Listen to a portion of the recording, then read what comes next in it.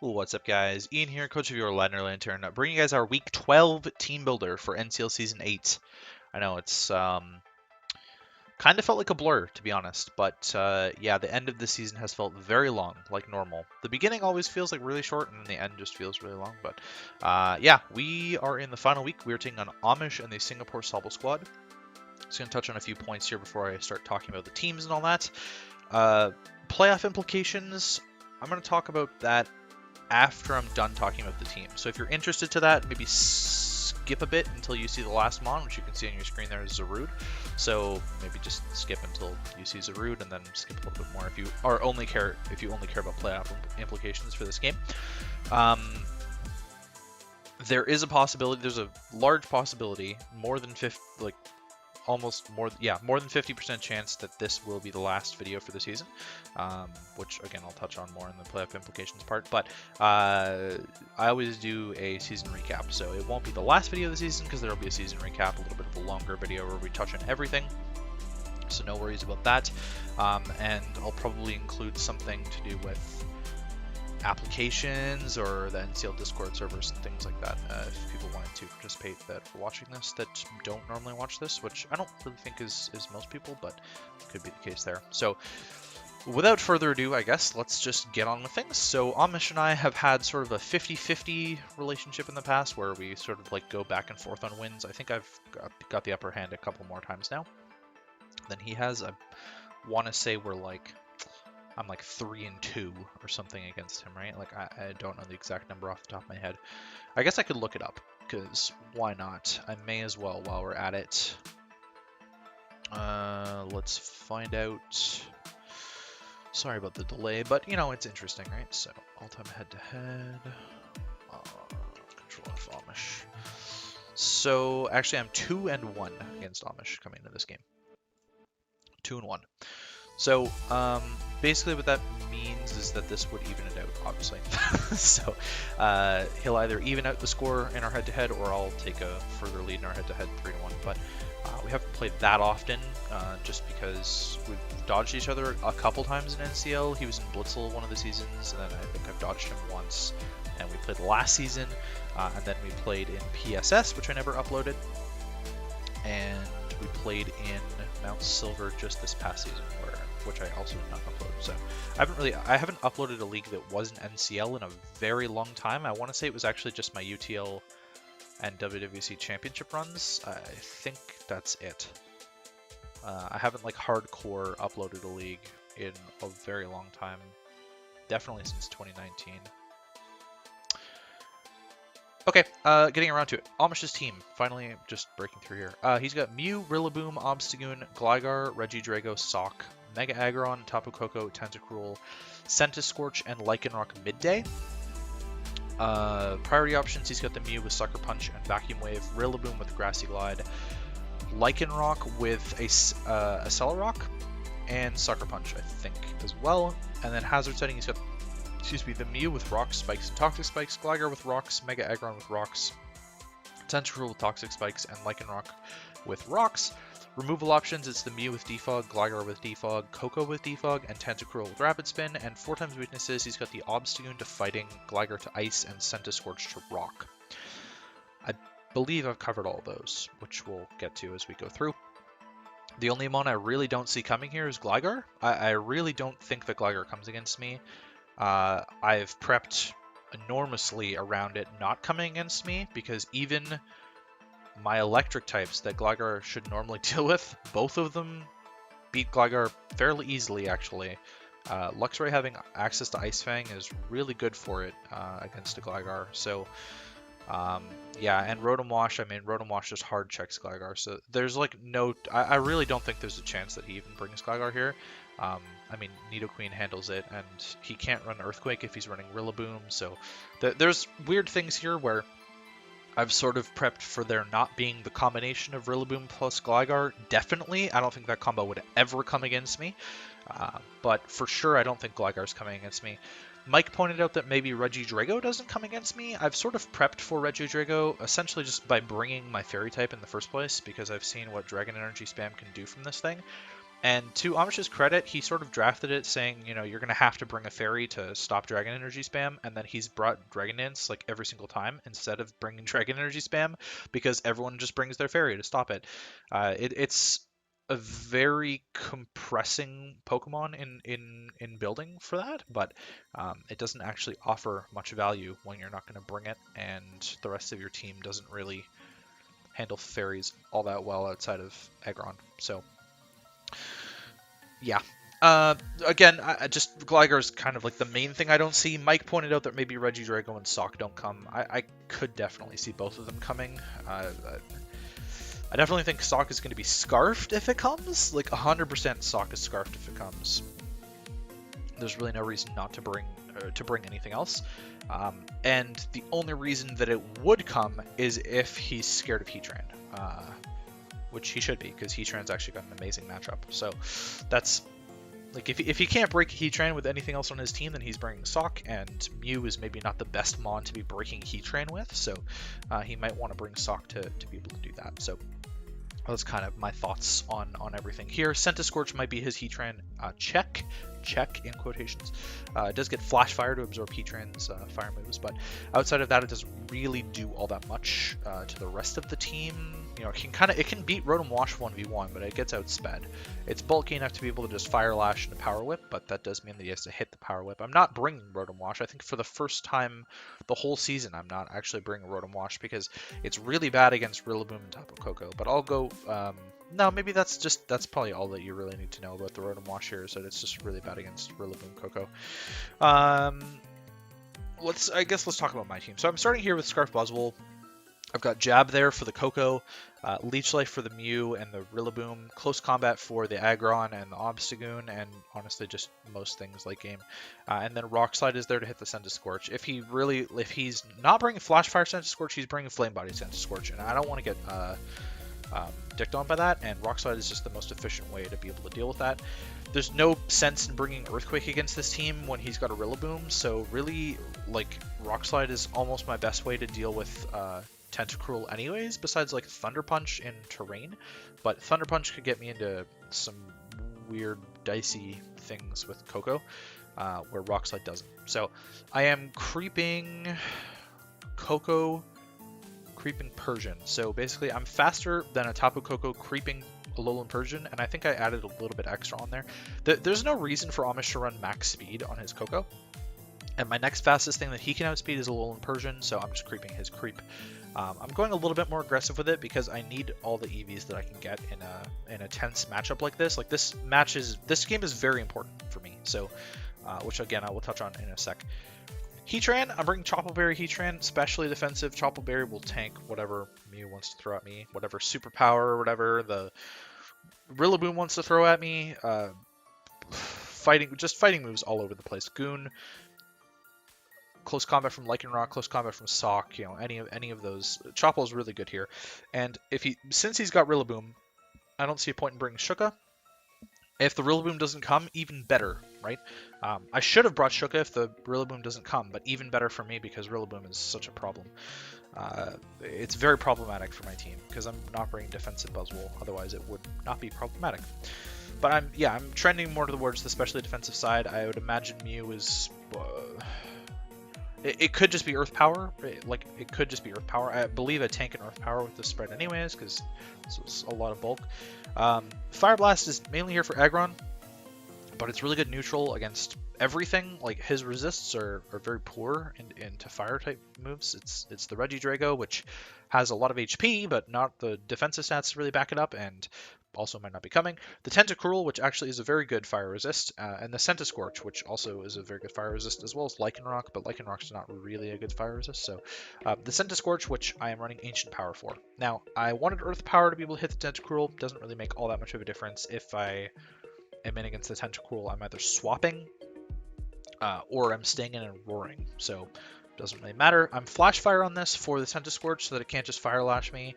Flame Body might be better to punish like Rillaboom and stuff like that, but if he brings Guts Goon, then it really won't matter. And I don't want to burn like a Mew, so I've got Toxic for the Mew there.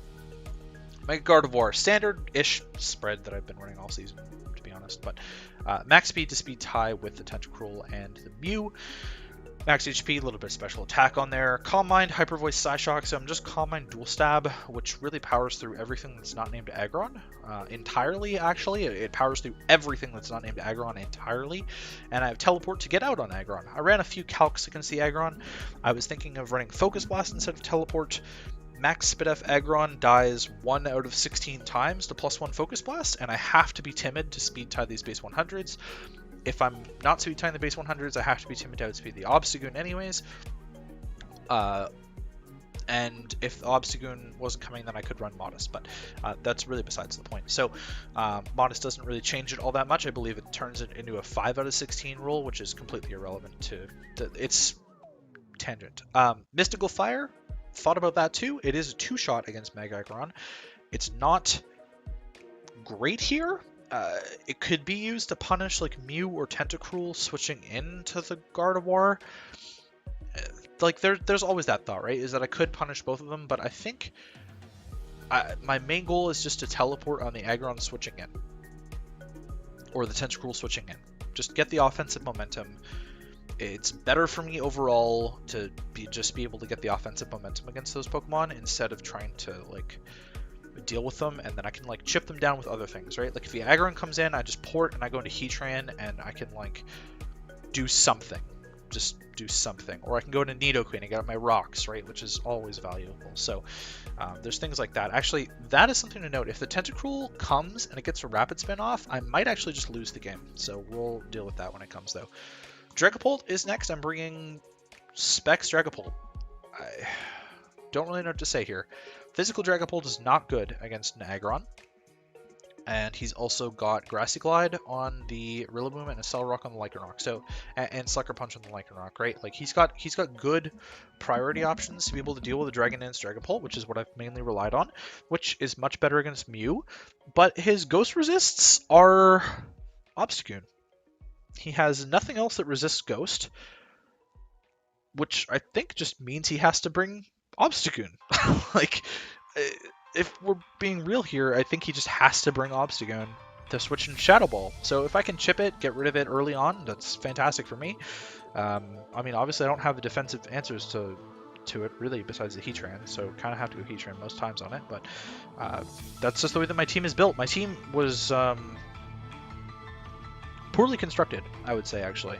I think I put way too much into offense and not enough into defense, and that's something that I need to be looking for with my lower tier mons more.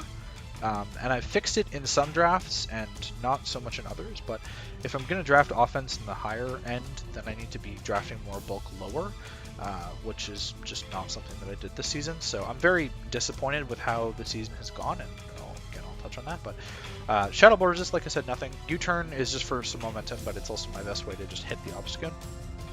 Specs Dragon Pulse is much more reliable than Draco Meteor, and I don't want another incident like I had against Nacho, which again I'll probably touch on in the end of season recap. Sucker Punch is the last move, just in case he's like Dragon Dance Mew, and I really need to get a hit off late game when it's outspeeding me. It's really just like a minor thing that like I didn't have another move that I needed to bring, so I put Sucker Punch on, I made it rash, and I added some attack investment. In case I need the Sucker Punch, it is there. Regardless of me being Specs, it is there.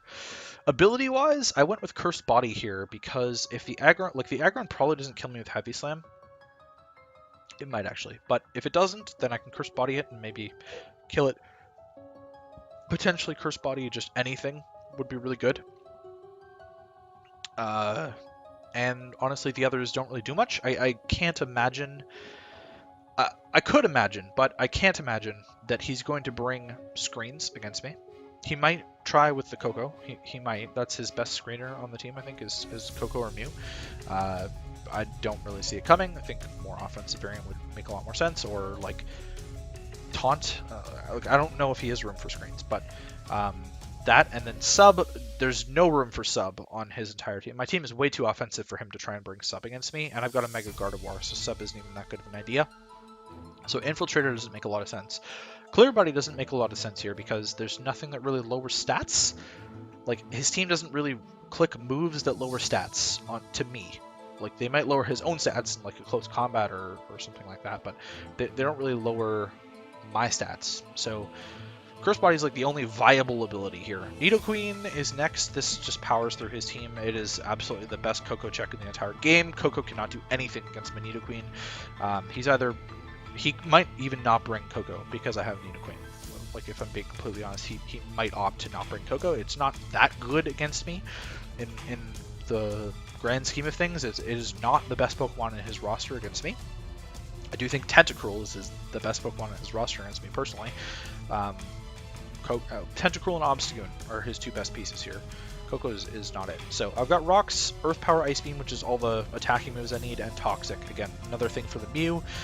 Could be very useful against the Rillaboom, things like that. I thought about running Earthquake Ice Beam or Earthquake Ice Punch. Earth Power dents the Mega Aggron better, even through Filter, even if it's Spit F, just because of that massive defense stat. It doesn't beat the Tentacruel as hard, but if he does bring the Rillaboom, I can't afford to have my Earthquake weakened. So it's just better for me to have Earth Power either way. I'm running some special defense investment so that I should be able to like tank a hit from Tentacruel and be able to get some hits off. The special attack investment is just sort of there. Same with the Spit F investment. I didn't calc for anything in particular. Last but not least is Zarude. I'm bringing a bulk up Zarude, which I think is actually kind of okay here. It's easily my best Obstagoon answer for sure. I've got Lariat, Bulk Up, Drain Punch, and Taunt. So Taunt is there to stop like Aggron from phasing me with Roar, or the Tentacruel from hazing me, the Mew from phasing me, things like that. The Mew from toxicking me, all of these things. I think Taunt is really good here on this set. Lariat just breaks through defensive boosts, and it's my best way to kill the Mew. Drain Punch, just I need the recovery. Look, against a lot of this team, I would probably click Drain Punch over Darkest Lariat. In most cases, and it's just my best move to click against the Obstagoon anyways. And Bulk Up, once I hit +1, I should be doing a lot of damage to everything not named Coco. Coco is the only one that resists both of these moves. Yeah, Coco is the only one that resists both of these moves. So if, you know, I've got the Nidoqueen for the Coco anyways. If I can get rid of the Coco, then the Zarude might be able to win, or vice versa, things along those lines. I forgot to mention what the Pult was creeping. I'm creeping Coco, creeping Persian, so it's the same creep that Buzzwole has, but I think I crept a little bit higher with Buzzwole, or they're hitting the same speed, I can't remember. And Zarude is creeping the base 100s, so I outspeed both the Mew and the Tentacruel with this. Well, Gardevoir ties, I'm outspeeding with this. So, mons that I'm not bringing, Rotom Wash I touched on earlier. It's not good into Boomer plus Coco. I don't really see a benefit to having it here besides being able to kill the Gligar a little bit better, and maybe being able to kill the Tentacruel a little bit better. Sorry. It doesn't really beat Obstagoon all that much. It doesn't really beat anything extra besides like Lycanroc. The Mew might just be special to handle it. Like there's a lot of things going through my mind there. Alolan Persian, something I did consider, not bringing it. It's certainly a good Mew check. It's an okay Obstagoon check, but there's too many moves that I would want to bring. Kecleon, really good Pokemon in this matchup, I think, but I'm opting not to bring it just because I don't think I have the room.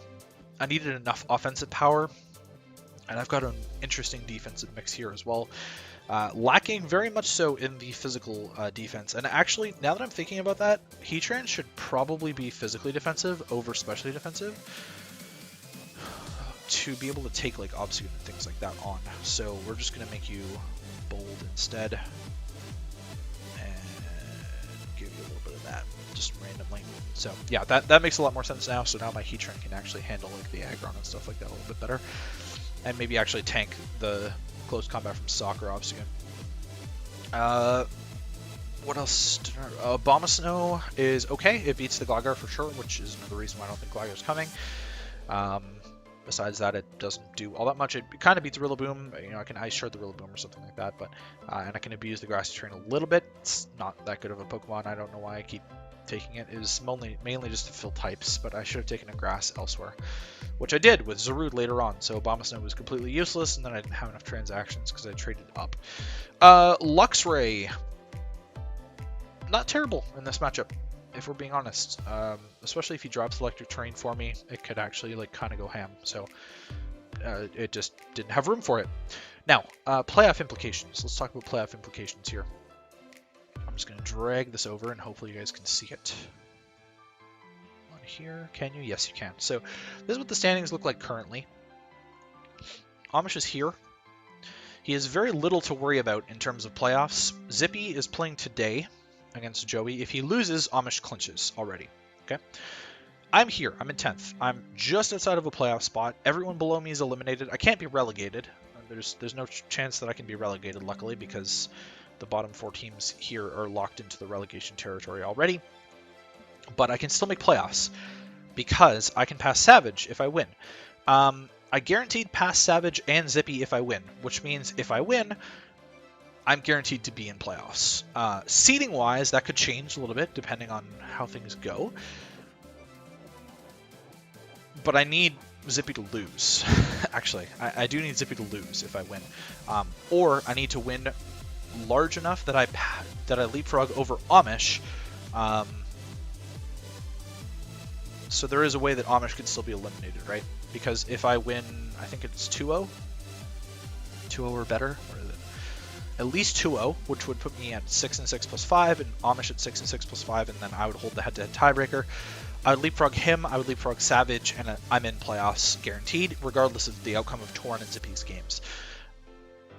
If I lose, I'm out. If I win 1-0, I'm relying on Zippy to lose, or Torn to lose, to pass them. So there's a lot of like differential things going on here, but because I have a positive differential, I'm in an okay spot, even if I don't fulfill the win at least 2-0 thing. But basically, if I win, I'm in. If I lose, I'm out. That's pretty much what it comes down to, for the most part. But if I win 1-0, then I need help. If I win 0-0, I need help to be able to get in here. But I will guaranteed pass Savage if I win, which is 1 slot, and then I need help to move up the other slot to get at least 8th. So that is pretty much it.